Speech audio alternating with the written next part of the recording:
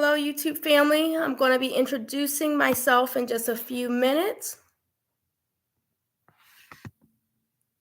So just give me a moment because I'm about to go I'm going to be live on here as well hope you all can hear me. I hope you can hear me. So I will be going live here soon. Just give me a moment here. Yeah, I'm going to be going live here. I'm going to be introducing myself here soon. I'm also going to be going live here on my Facebook page. So Right the Vision Advocacy and Consulting actually has a Facebook page as well, which I'll also share on here for you all. So let me go ahead and go live on here.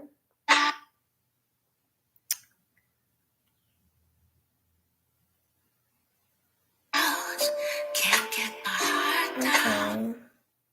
It's not letting me.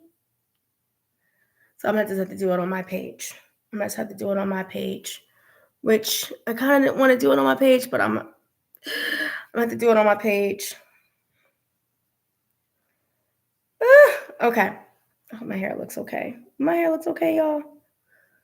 Doing the natural stuff here, and we'll just see. Okay.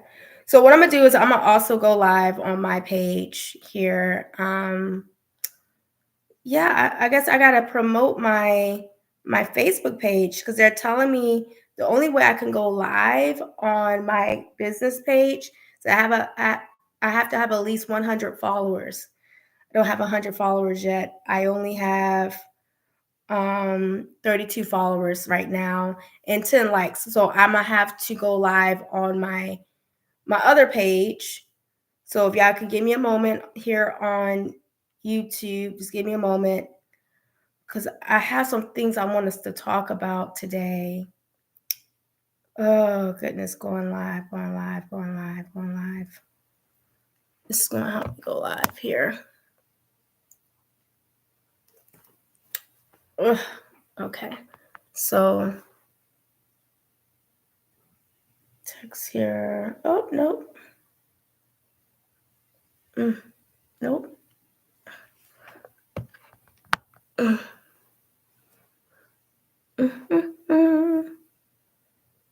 Okay. Oh, this is fine. Okay, so go live. Oh, add subscription. Okay, I got to add a subscription. Add a subscription here. So the subscription is how. So today we're talking about how to start clinical supervision. How to start clinical supervision for LPC or LMFT residents for the state of Virginia. State of Virginia. Yeah. All right.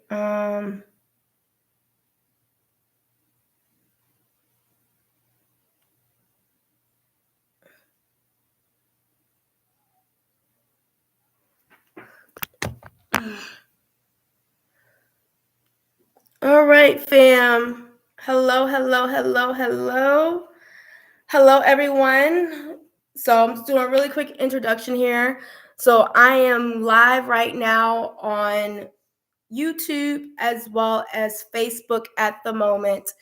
So today's subject is how to start clinical supervision as an LPC or LMFT resident. What does LPC means? LPC is licensed professional counselor.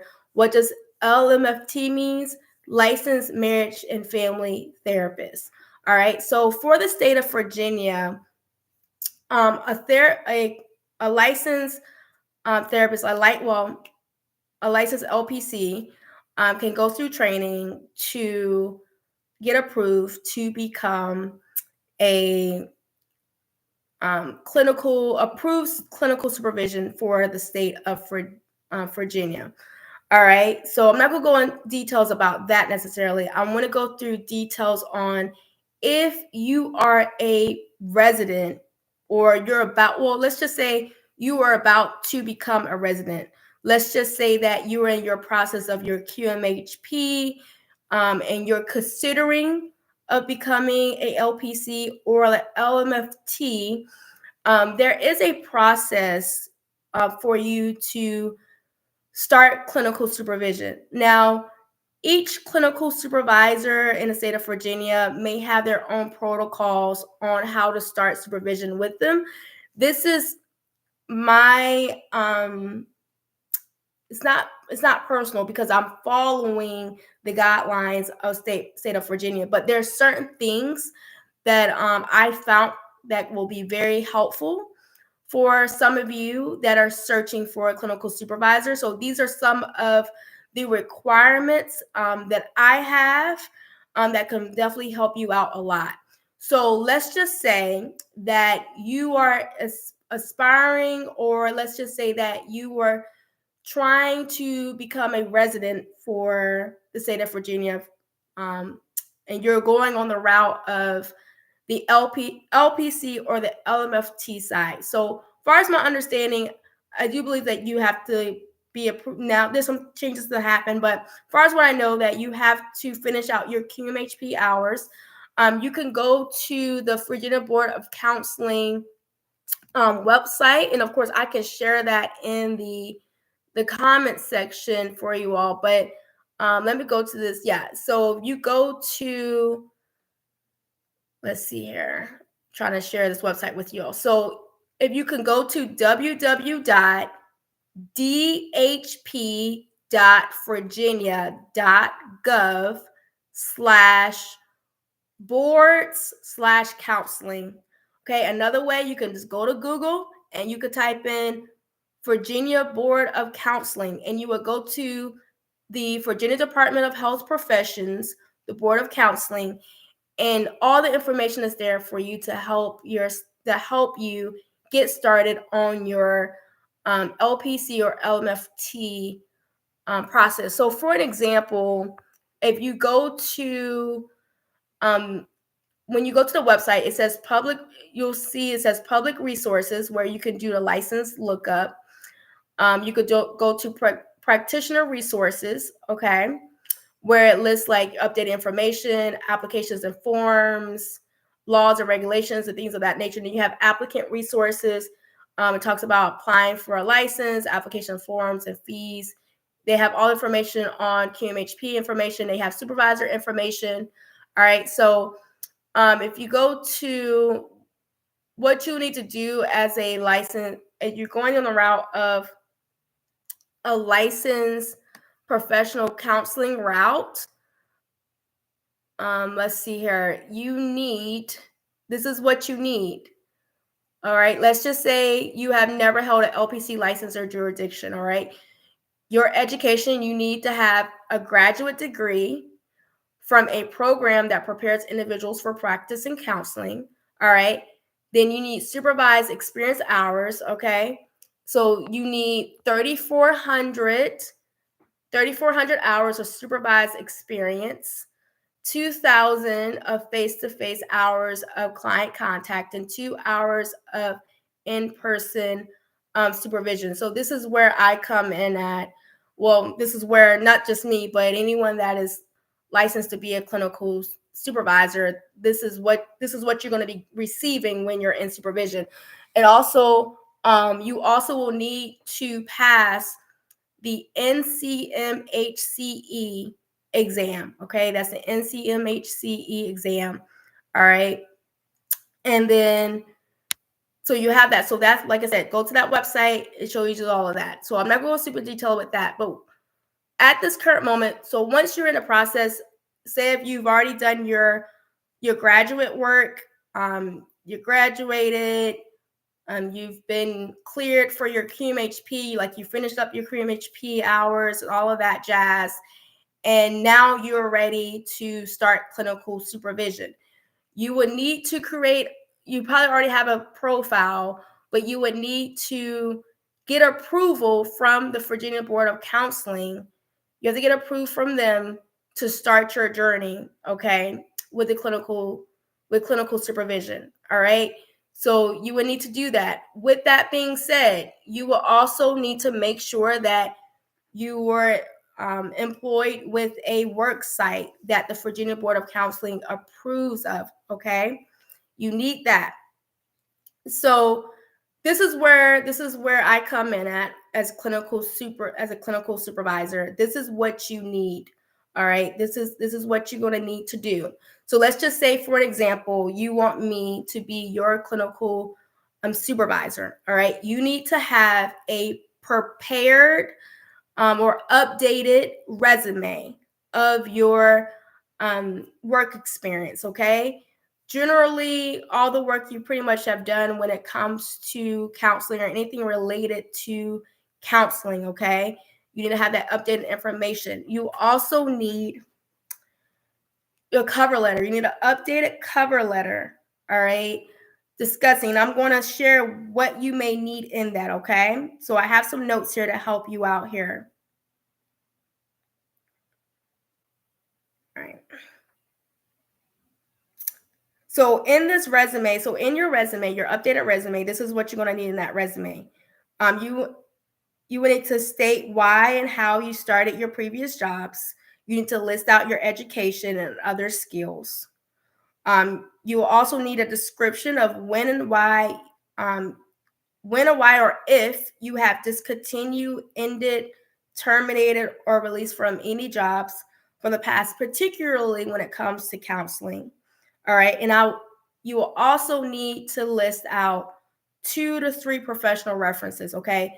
Phone contact as well as email address. Okay. From these 2 to 3 professional references. All right. Also, you need to have a prepared, updated cover letter. All right. To submit to your clinical supervisor. All right. In this cover letter, you need to share a description of your professional background, of yourself overall. Why did you choose counseling for your career? Lessons learned throughout, your graduate studies, even your undergrad studies, lessons learned in your internship or practicum, or even if you're currently working at a counseling work site, you need to share some lessons learned thus far. Also, you need to list out some of your goals during there's some goals that you like to have during your clinical supervision. All right. And also goals that you like to have when you actually become licensed. All right. Now, this is a thing. Why? Now, like I said, every clinical supervisor has their own way of receiving or approving their residents. Okay. But this is a requirement that I ask for. All right. And there's a reason and purpose for this. Okay. Now you have to consider this as a resident. You are a resident. Okay. So this means that all of your worksite hours, your client face-to-face hours, your documentation, the things that you're learning, your challenges and all those type of things are being done under someone else's licenses. So for example, for me, it's being done under my license. So I have to make sure that I'm abiding by Virginia Board of Counseling. And I'm also got to make sure that I'm protecting my license because it's taking a long time. All right. Taking a lot of years of education, a lot of years of internship practicum, working out in the field. It takes a lot, going through my own clinical supervision, right? And also had a private supervisor, meaning that I paid out of pocket as well. And also studying and actually taking an exam and actually submitting my application. So there's a process. It's not something, when it comes to clinical supervision, it's just not something that you wake up one day and you want to do. All right. There are legitimate, valid steps that you as a resident needs to take, okay, to make this happen. Now, it is imperative that when you submit this documentation with your clinical supervisor, it is imperative that you are 100% honest with the above, like with all the information you share within your resume and your cover letter, throughout your supervision. You have to consider false and dishonest information can cause termination from your supervision and resident contract. All right. So what generally happens, for me, like I said, every supervisor has their own way of doing things. But give me 1 second, fam. That's not cool. My laptop's trying to die on me. Give me 1 second. Plug this in real quick, fam. Give me 1 second.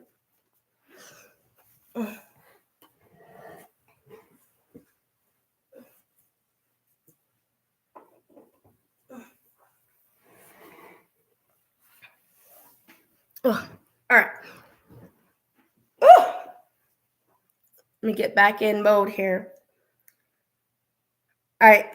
So let's just say, for an example, you're wanting or you're desiring to do clinical supervision under me. I already mentioned you need an updated resume. I already mentioned you need an updated cover letter.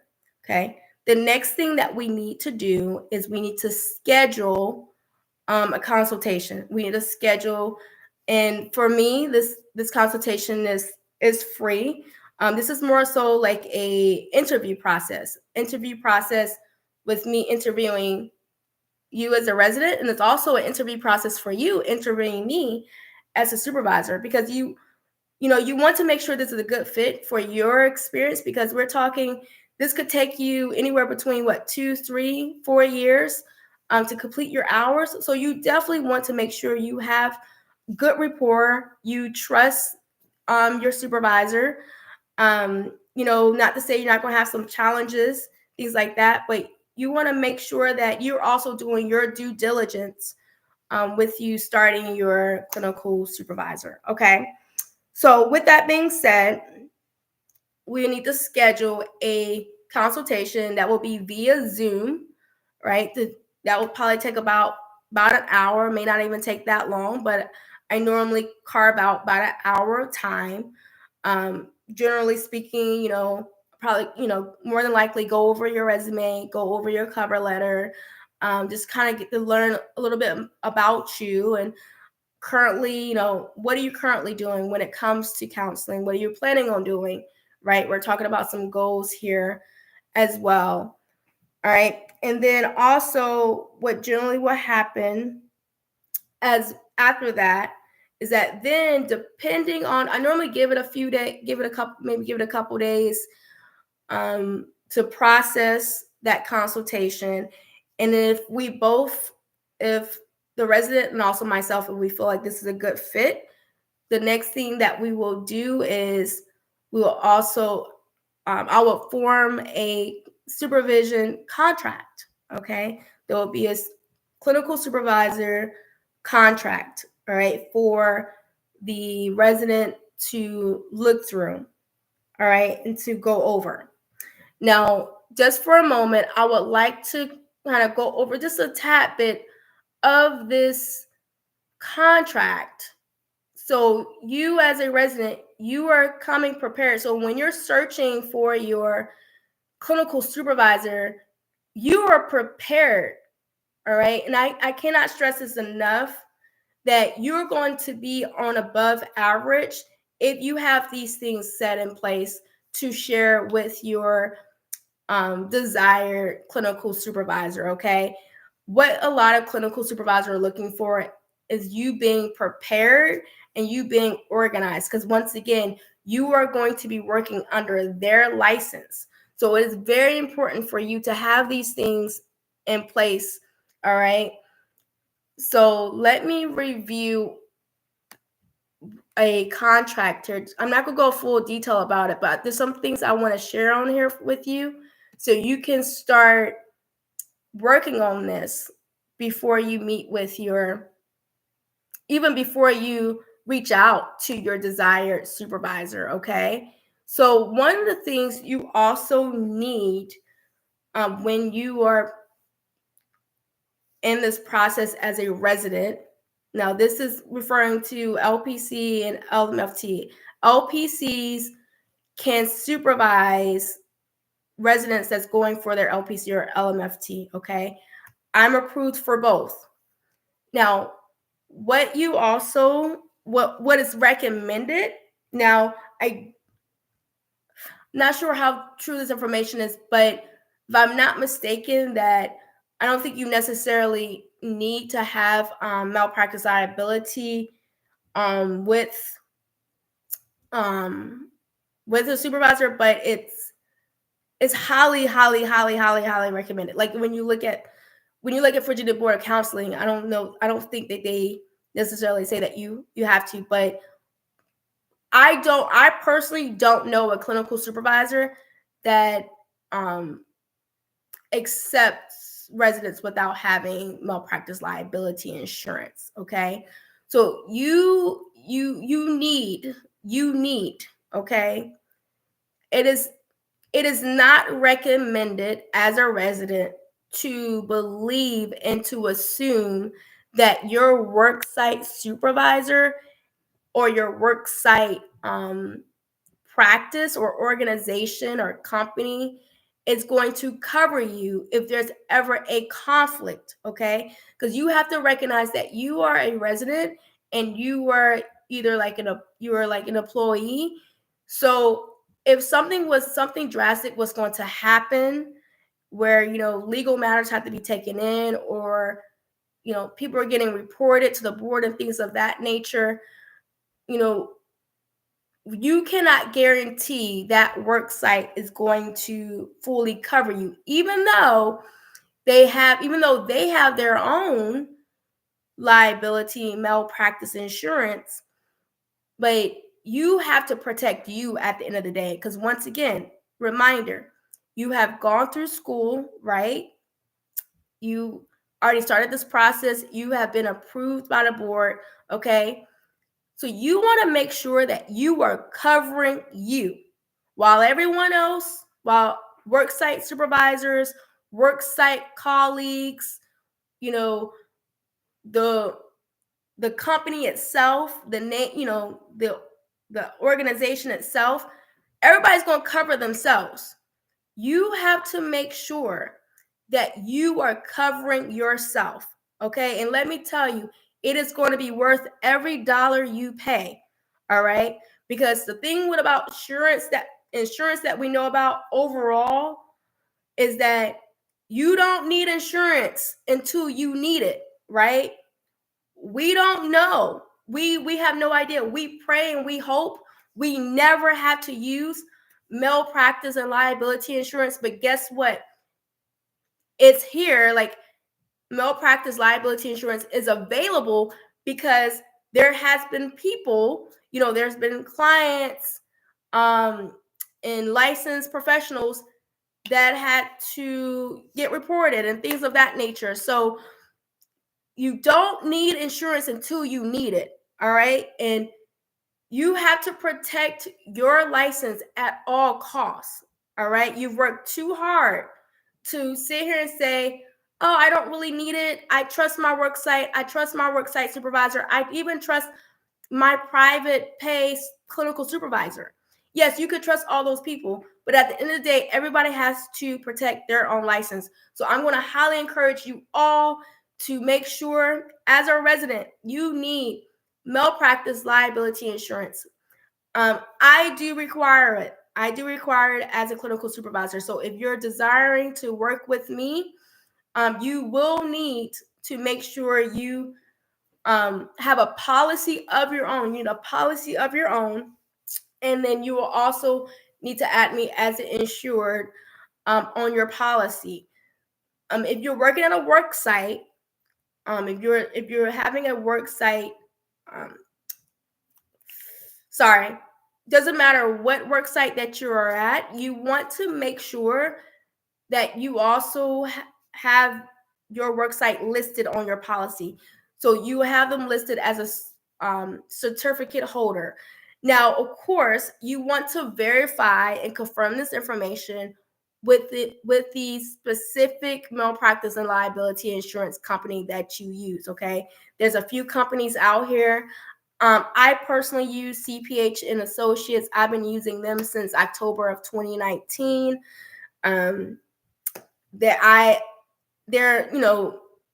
I try, when it comes to liability insurance, I try not to put too much focus on the pricing of it, because, can you really put a price on if there's a conflict and issue and you need legal advice to help you out or to help you with getting things taken care of with the Virginia Board of Counseling and to protecting your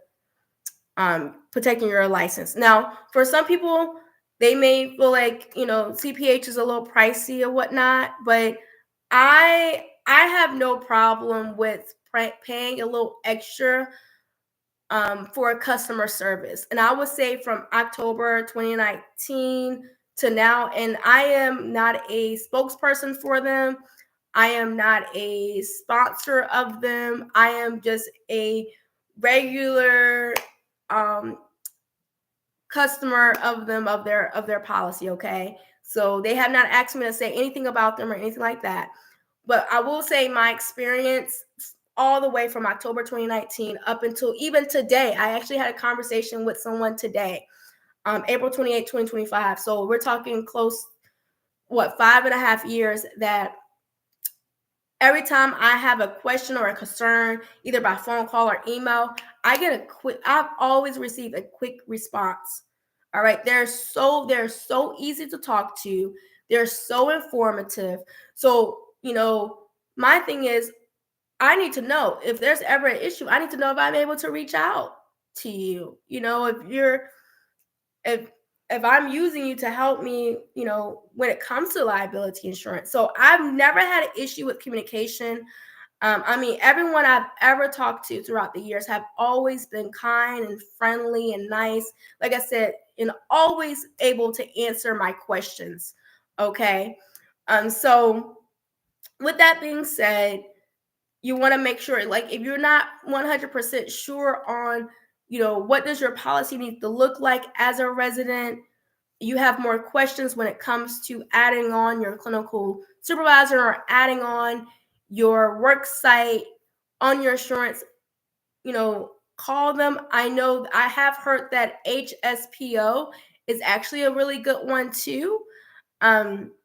So you can look into that. Like I said, there's a few of them out here that offers malpractice liability insurance. So do your research. You are a resident, okay? So you have to start taking, control of your career, okay? You have to start having some accountability for yourself.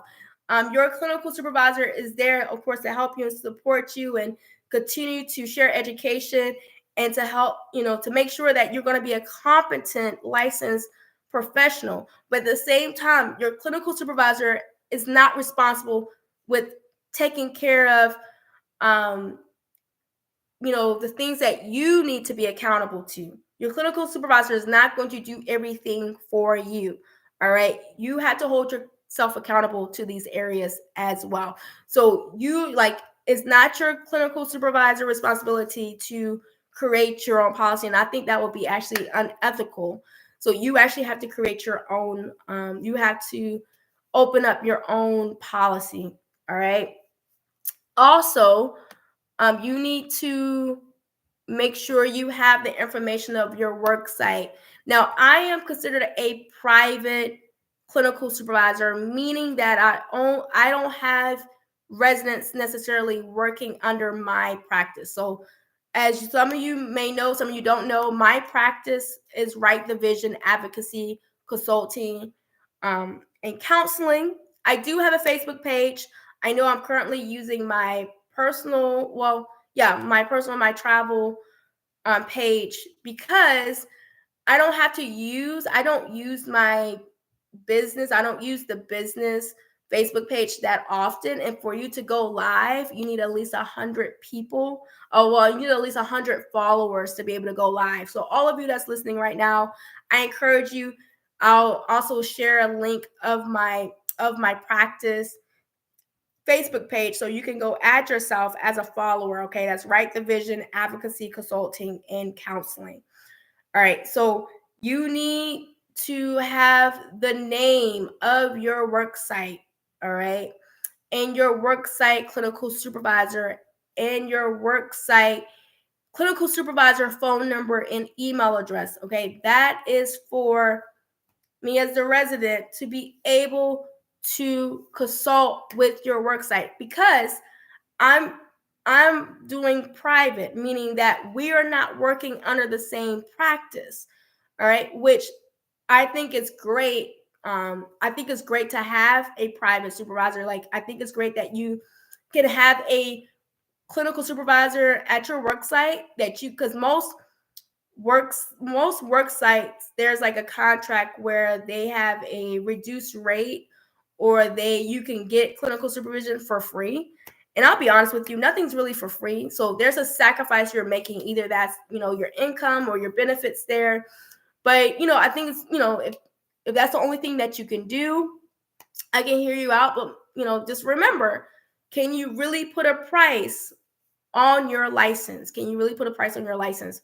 So since I'm doing only private, I'm overseeing your hours and your experience through your other work site. So that means, since I'm not there, and since I don't have direct contact with your clients, with your work atmosphere, I will need to consult with your work site clinical supervisor to make sure that what you're bringing in supervision meetings, and what I'm addressing, is being practiced adequately and competently and appropriately at your work site. And it holds you as a resident accountable. It holds me as a private supervisor accountable, and it holds your work site supervisor accountable as well. So definitely need that information. And just something that I like to try to do, and what I would like to continue to do, is to speak with your work site clinical supervisor at least one time monthly in a quarter. So in a quarter is every 3 months, right? So for an example, let's just say someone starts with me May 1st. So we have May, June, July, all of May, all of June, all of July. So I would need to talk to your clinical supervisor at least one time out of each of those months, meaning I would have met and spoken with your worksite supervisor 3 times in those 3 months. All right. Now, this is the thing. There may be a situation that I may need to speak with your worksite supervisor more than one time a month. All right. But this is why you need to share this information with your worksite clinical supervisor ASAP, so they're not getting surprised when your private clinical supervisor is contacting your worksite supervisor. And when work sites are doing what they're supposed to be doing, or worksite clinical supervisors doing what they're supposed to be doing, they're not going to have no issue with a private supervisor contacting them and discussing the progress and the challenges and things that needs to continue with the resident. Okay. So I also need to make mention of this too. So there is a template on the Virginia Board of Counseling website. There's a clinical supervision template contract that you can find on Virginia Board of Counseling.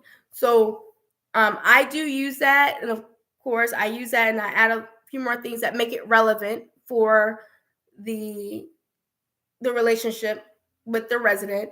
But this is a major part, and I believe you can find this on the website. But the supervisory contract is meant to outline the expectations and responsibilities of the supervisor and resident in accordance with the regulations of the Virginia Board of Counseling, and the responsibilities between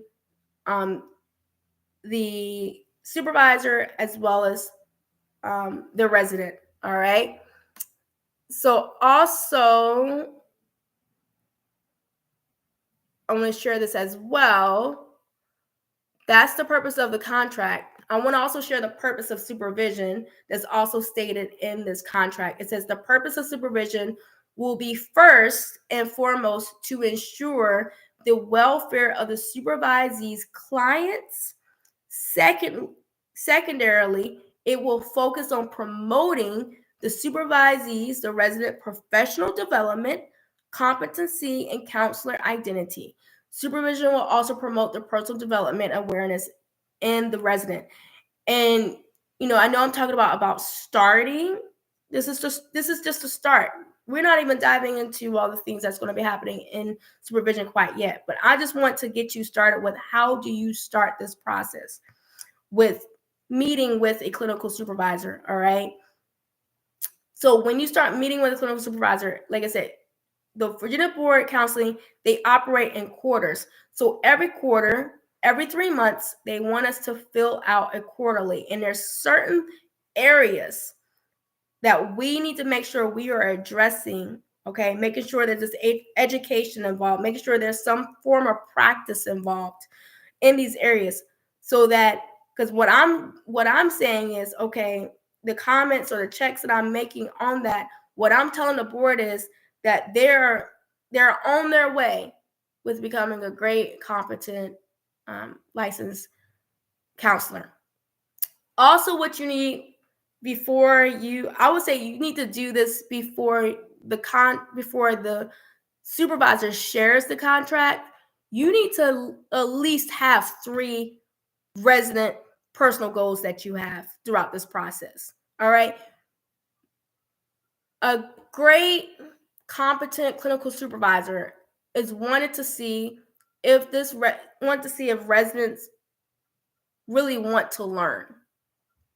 All right, because we know that this process of becoming a licensed counselor does not happen overnight. This literally takes years. We're talking years to get accomplished. All right, so we just want to make sure that you have an understanding of that and you have some personal goals. It is not your clinical supervisor responsibility to create your personal goals as a resident. All right, it is not your clinical supervisor responsibility is to create your goals and your ideals and expectations as a licensed professional. Like, yes, we're going to educate you on ethics, make sure we're on top of that, making sure we know of our rules and regulations and laws for the state of Virginia when it comes to counseling. Absolutely. But there needs to, for yourself as a resident, you need to think about and process what is the type of identity I want to have as a counselor. What is some expectations that I personally have, as a counselor? What are some things I would like to learn? What are some challenges I would like to overcome? What are some things I want to continue to do well with? What are some new things I would like to learn about? Or what are some interventions or theories I would like to practice with? Okay. What are some populations and demographics that I would like to work with? You need to have some type of goals, because we as clinical supervisors, we're not going to create those for you. All right. We can share with you some recommendations and some suggestions, and we're going to give you some homework, things to consider to learn throughout your process. But you also need to really consider the type of counselor you really want to become. All right. So yes, the contract, I'll just be very honest with you. My contract, I believe, is 10 pages. It's very detailed. Okay. I'm very detailed. All right. So you need to go through all of that. So you need to read all of that. Okay, friends. What else am I missing here? So you need to go through all of that. Okay. So towards the ending of the contract, of my contract, there's some availability here. All right. So I personally share my availability. Now, right now, at this current moment, I want to say I am open for about I have about 4 slots right now. I have about 4 open slots right now for residents, okay, to start with me. Time is very limited, okay? Time is very limited. And the thing about being a clinical supervisor, you are pretty much on call. Like, yes, you have to set your limits. Yes, you have to set your boundaries of things of that nature. But you got to make sure, as a supervisor, you have to make sure that you are available for your residents, okay? Because we know life happens in this field of counseling. There's going to be crisis. There are going to be emergencies and things of that nature. There's going to be conflict, possibly in work sites and all of that. So you want to make sure that you as a supervisor, of course, can be contacted from your resident. And this is why it's good for you resident to make sure that you're having this consultation with your desired supervisor, because throughout that time where you two are having consultations, or throughout the time that you're trying to complete your contract, you're going to recognize if you're able to contact your supervisor. Okay. So with that being said, at this moment, I'll just share this for an example. Like, so right now, when it comes to meetings, right? Right now I have availability on Monday, Tuesdays, and Wednesdays for actual supervision meetings, right? At the moment, Thursdays and Saturdays are kind of like a toss-up right now. It really just is preferred Monday, Tuesday, and Wednesdays, but depending on the scheduling of both supervisor and resident, we could possibly maybe meet on Thursdays and Saturdays. Okay. So, but with that, I share in my contract, I actually share very specific of, days and times that we can meet. And also as a resident, I share this because as a resident, it is expected for you to also share your availability. You need to share your availability. What days and times are you available to have supervision? Now, this is the thing, and I know I'm going to say something that I don't know, like, y'all be patient with me, but you have to understand that you are a resident. You are not fully licensed yet, so you do not quite have the freedom to just create any given day and time for you to meet for supervision. To be very honest with you,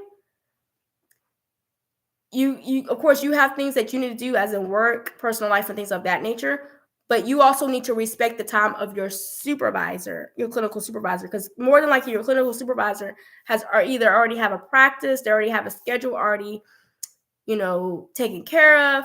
So this is a courtesy. This is really a courtesy and out of consideration for you. So you need, try not to come with the attitude of entitlement, but try to come with consideration, patience, and a willingness to adjust, of course, because there's going to be a lot of adjusting throughout your residency program. And just note that you're, at the end of the day, your clinical supervisor does not have to necessarily be a supervisor. Okay, so obviously there is generally more times than not I would say fair and sensible reason why they have approved you to be a resident. Okay, and so just take that into consideration. Please be respectful with your clinical supervisor's time, because their time is very, very valuable. Okay.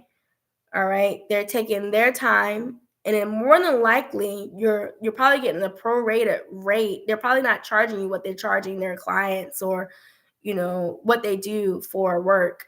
So you want to take that in consideration. All right. So let's just say that you are planning on working with me. Like I said, I have slots open at this current moment for 4 residents right now for LPC or LMFT. All right. And Just making sure I'm not missing anything. Okay. Oh, I didn't mention that. Your rate. So if you're going to be working with a private supervisor, more than likely you will be paying out of pocket. There will be a fee. And I want to go over this really quick too. So currently my supervisor standard rate is $80 for 1 hour. All right, for 1 hour clinical supervision. And I also charge $80 for an hour and a half for a group. And you know, as a resident, I would encourage you to consider doing group. I don't believe if I'm not mistaken, I don't believe the Virginia Board of Counseling requires group at this moment. I go back and check on that. But either or, I would definitely encourage you to also consider doing group. Either it's with me, or with another clinical supervisor. Okay. You can learn so much when you're in a group setting. You get to meet people that work at different private practices or other organizations, private or public. You get to meet people that's possibly working in the city or for the state, or there's so many different areas of fields and people that work in counseling that you can learn, and also to build up your network. When you are a resident, it is so important for you to start building up your network. You are not an island, nor should you be an island as a resident. I couldn't encourage you more to start building up your network of trusted and safe therapists in this field, like other residents, even those that are licensed. Start building up that network, because I'm telling you, more than likely, you're going to need a trusted counselor in the future. So I would encourage you to start building up your network right now. So once again, my standard individual hourly rate is $80 an hour. And then for group is $80 for an hour and a half. So an hour and 30 minutes if you do group.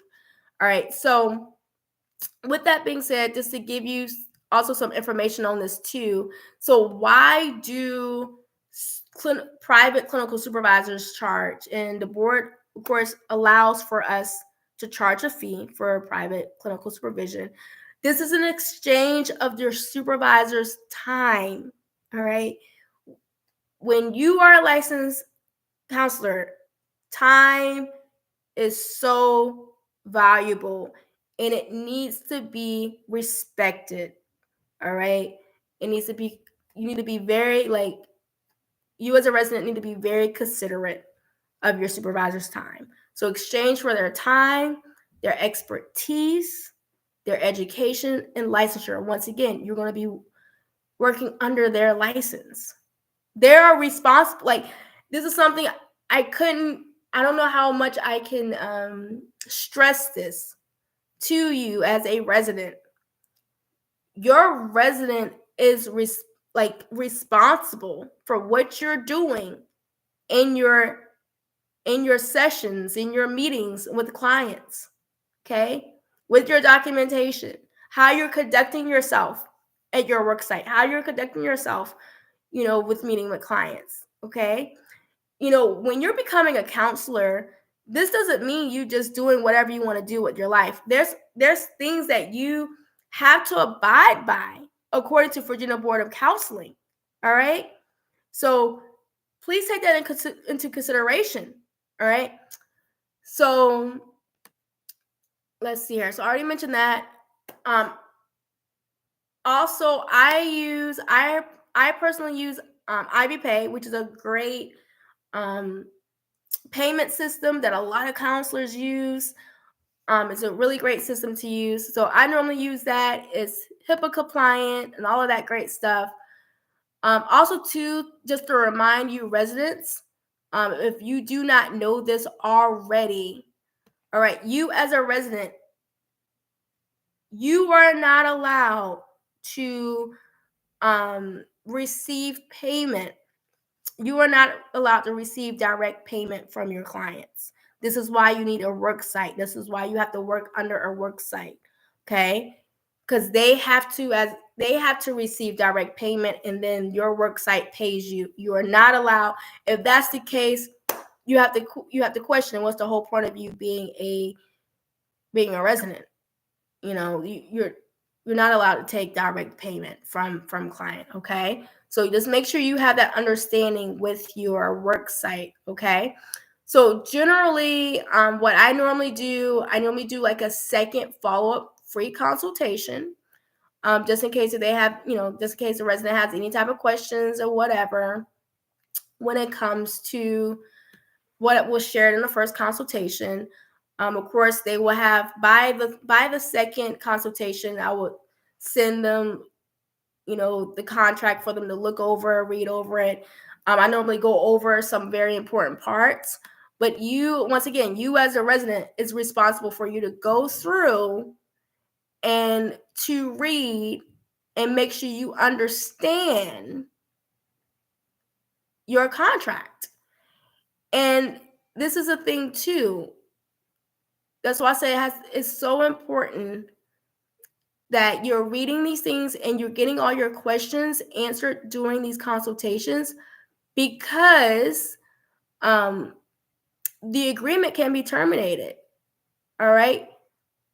This agreement can be terminated by either party up upon 14 to 30 days of notice, depending on the severity and the reasonings for the termination.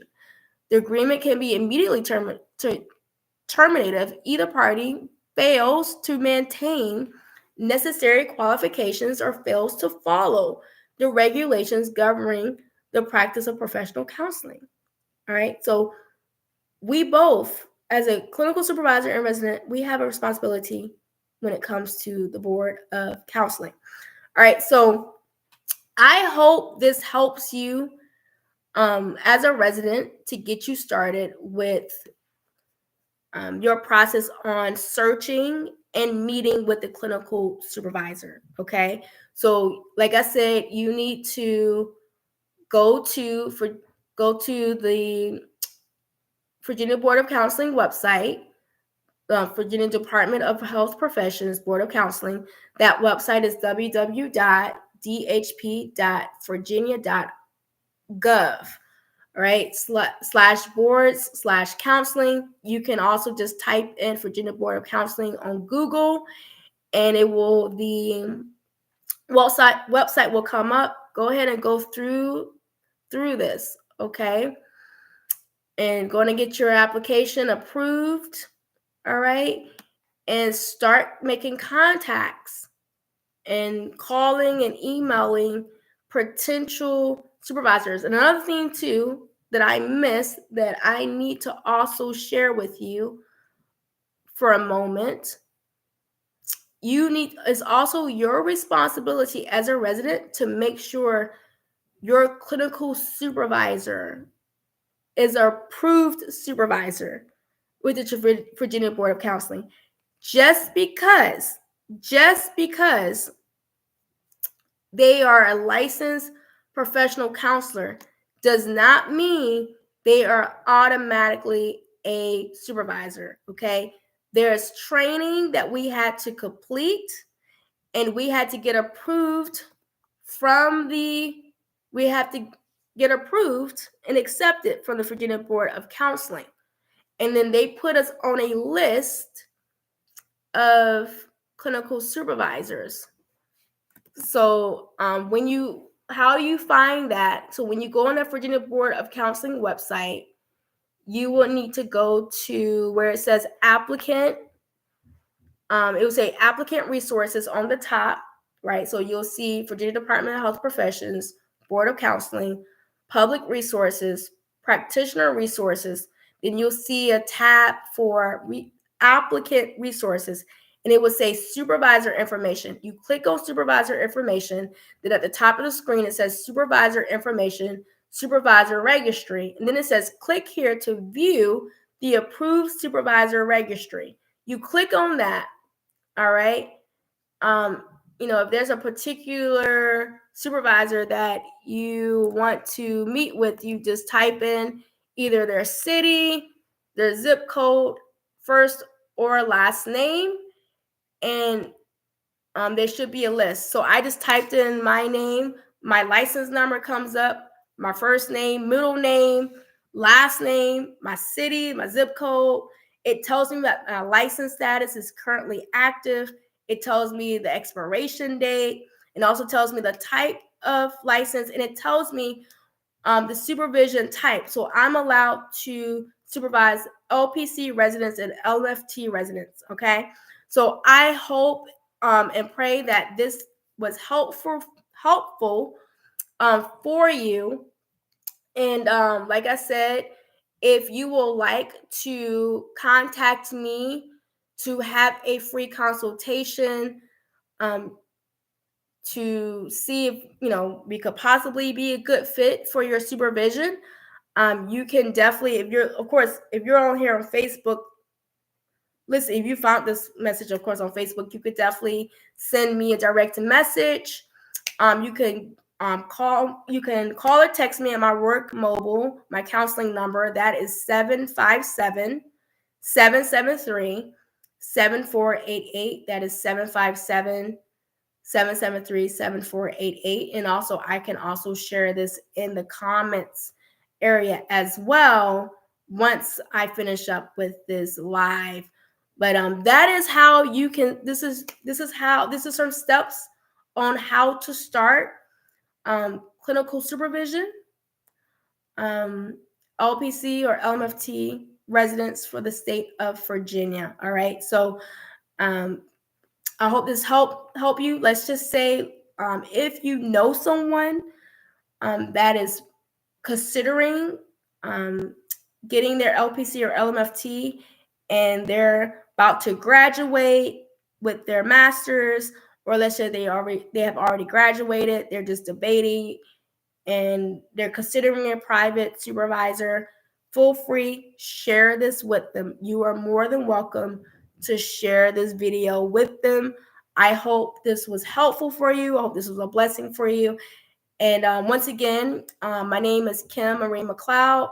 I'm a licensed professional counselor with the state of Virginia. I'm a clinical supervisor as well for LPC and LMFT residents. My private practice is Right the Vision Advocacy Consulting and Counseling. If you have not already, go ahead and follow my private Facebook page. Well, it's public, public Facebook page for my practice, Right the Vision Advocacy, Right the Vision Advocacy Consulting and Counseling. And I will also share that link on here as well. So you all be blessed, and feel free to go ahead and share this because I believe this could definitely help some of you that are starting your journey with, being a resident and soon to be licensed. You all take care, and I will talk to you all later. All right. Thank you, YouTube, and I will be talking to you all very soon.